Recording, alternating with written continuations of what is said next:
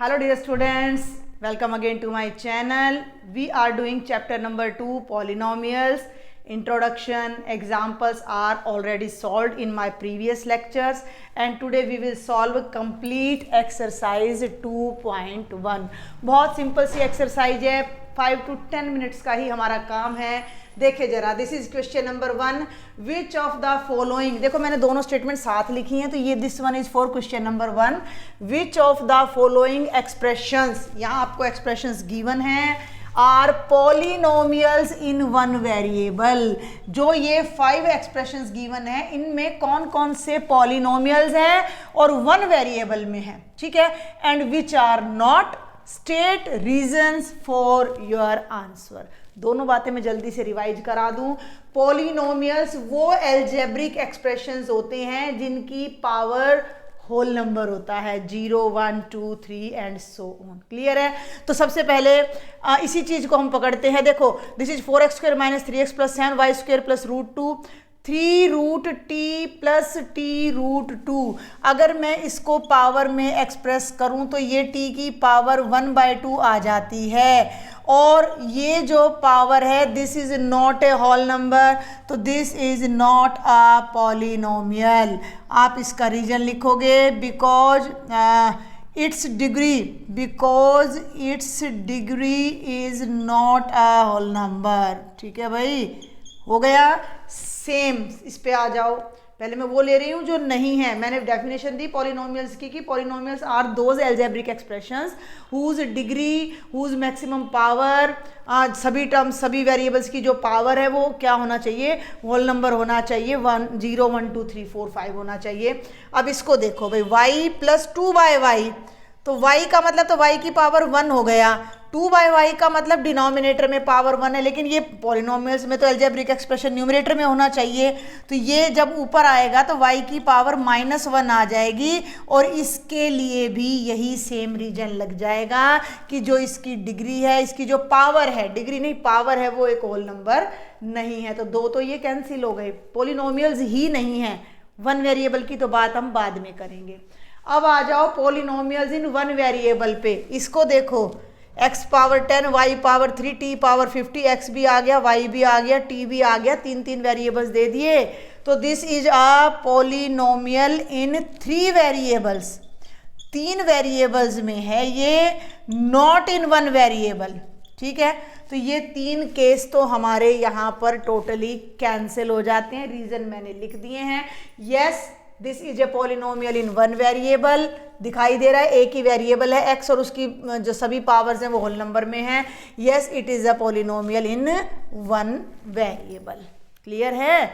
दो चीजें देखनी है, पॉलिनोमियल है या नहीं है. पॉलिनोमियल होने के लिए पावर फ्रैक्शन में नहीं होनी चाहिए, नेगेटिव नहीं होनी चाहिए, वो चेक करेंगे. फिर ये देखना है कि पूरे में, पूरे एक्सप्रेशन में, पूरे पॉलिनोमियल में एक ही वेरिएबल आना चाहिए. तो through out x i, y i, z i, t i, तो वो चीज भी हमने यहाँ चेक कर दी. Come to the second question.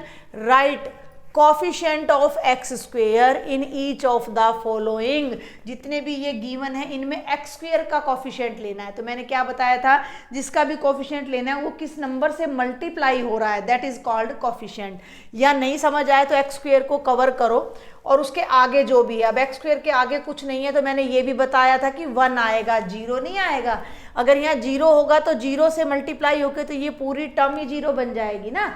तो अगर किसी भी वेरिएबल के आगे कोई कोफिशिएंट आपको नजर नहीं आ रहा, इट मीन्स वो 1 है और +1 है. तो यहाँ आप लिखोगे कोफिशिएंट ऑफ x² इज +1. लेकिन जब यहाँ देखते हैं 2 - x² + x³, केवल x² का कोफिशिएंट बताना है तो x² के आगे -1 है तो कोफिशिएंट ऑफ x² आ जाएगा -1. 8th में भी हम कर चुके हैं. π/2 x² + x, तो यहाँ x² का कोफिशिएंट, x² किससे मल्टीप्लाई हो रहा है, π/2 से, तो यहाँ आ जाएगा coefficient of x² is π/2. And come to the last part, √2x - 1, इसमें x² की टर्म ही नहीं है, इट मीन्स 0 है. अगर मुझे इसको जनरल फॉर्म में लिखना है, मुझे x² लाना है तो x से पहले लाऊंगी और मैं लिखूंगी 0x² + √2x - 1. तो x² का जो कोफिशिएंट है वो क्या हो जाएगा, 0। तो बिल्कुल सिंपल से क्वेश्चन थे। अभी मैं यहाँ साथ के साथ आपको ना क्वेश्चन नंबर 3 और बताने जा रही हूँ। What is the statement of question number 3? Give one example, ध्यान से सुनेंगे, only one example of a binomial of degree 35। ध्यान से सुनना है। I am solving question number 3। हमें एक बायनोमियल, बायनोमियल का मतलब मैं बता चुकी हूँ, जिसमें 2 टर्म्स हो और उसकी डिग्री कितनी हो, 35 हो। एंड अ मोनोमियल, एक मोनोमियल भी बताना है, यानी एक सिंगल टर्म वाला जिसकी डिग्री कितनी हो, 100 हो। अपने आप बनाइए, वीडियो को पॉज करें, फिर नहीं समझ आए तो मेरा लेक्चर देखें, पीछे से आंसर बिल्कुल भी नहीं देखना है। समझ आया? मैं लिखती हूँ तब तक। बायनोमियल 2 टर्म्स आने चाहिए, डिग्री 35, यानी 35 से बड़ी पावर नहीं होनी चाहिए, एक 35 वाली पावर वाली टर्म जरूर होनी चाहिए। मैं बहुत सिंपल सा लिख देती हूँ, x⁻⁵ प्लस x। ध्यान से देखो, 2 टर्म है, बायनोमियल हो गया, हाईएस्ट पावर 35 है, तो पूरे पॉलिनोमियल की डिग्री कितनी हो गई, 35। आप ऐसे इनफाइनाइट पॉलिनोमियल्स बना सकते हो। मैं बनाऊं 2y⁵ माइनस 7y⁴। एक और तैयार हो गया, और बना लेते हैं 100x⁵ प्लस 7। देखें जरा, ये सब बायनोमियल्स हैं। सेकंड पार्ट पे आ जाइए। मोनोमियल ऑफ डिग्री 100, एक ही टर्म हो और 100 डिग्री हो, बिल्कुल सिंपल, x⁻100 सिंगल टर्म है, 100 इसकी डिग्री है। तो इस तरह से आप कुछ भी बना सकते हो। 8y⁻100, 1/7z⁻100, तो ये सब मोनोमियल है जिनकी डिग्री 100 है। तो सिंपल है ना, बिल्कुल। And these are last 2 questions of exercise 2.1। Question number 4 और 5 दोनों डिग्री पर बेस्ड हैं, ठीक है। क्वेश्चन नंबर 4 कहता है right the degree of the each of the following polynomials. तो डिग्री क्या बताया था मैंने कि हर टर्म की पावर देखनी है, और जो सबसे हाईएस्ट पावर है वो पूरे पॉलिनोमियल के लिए डिग्री कहलाएगी। 5x³ plus 4x² plus 7x, चाहे वो कहीं आ रही हो। तो इसमें 3 टर्म्स हैं, तो ट्राइनोमियल है ये। यहाँ पावर 1 है, यहाँ पावर 2 है, यहाँ पावर 3 है। तो पूरे पॉलिनोमियल की जो डिग्री है वो क्या हो जाएगी, 3 हो जाएगी। और 3 डिग्री वाला पॉलिनोमियल क्यूबिक पॉलिनोमियल कहलाता है। सेकंड पे आ जाओ, 4 माइनस y², कहीं भी हो, मेरी बात ध्यान से सुनना। 4 का मतलब होगा 4 इंटू 1, यानी 4 इंटू x पावर 0। तो यहाँ पावर 0 है और यहाँ पावर 2 है, तो हाईएस्ट पावर 2 हो गई, तो इसकी डिग्री 2 हो जाएगी। ऐसे लिखना, ऐसे जैसे मैंने ऊपर लिखा है।